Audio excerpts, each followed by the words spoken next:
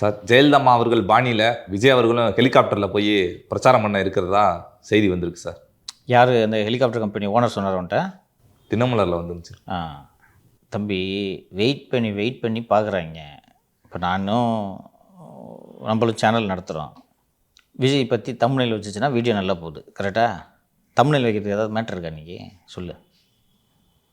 சொல்லியா? இல்லையா 20 நாளாக ஏதாவது இருக்கா? ஒன்றும் இல்லை. அப்படி வந்து நம்மளும் தம்ப்நெயில் வைக்கலான்றதுக்காக இந்த சிபிஐ கிபிஐன்னு ஏதாவது ஒன்று போட்டு உருட்டுறோம். போட்டால் போக மாட்டேங்குது. அதுவும் போலப்போ. சரி, இப்போ விஜய்க்கு தம்ப்நெயில் இருக்கா? இல்லை சார். இல்லை. அதனால் தினமலராக பார்த்து என்னையா 2 நாளாக ஒரு ஏடிஎம் நியூஸை போட்டு சரி ஒன்று போட்டு விடு.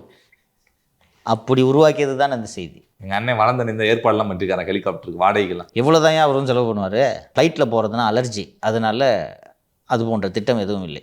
அவருக்கு என்ன சார் அலர்ஜி? விஜய் அவர்களுக்கு அடிக்கடி ஃப்ளைட்லலாம் போயிட்டு வராருங்க சார்.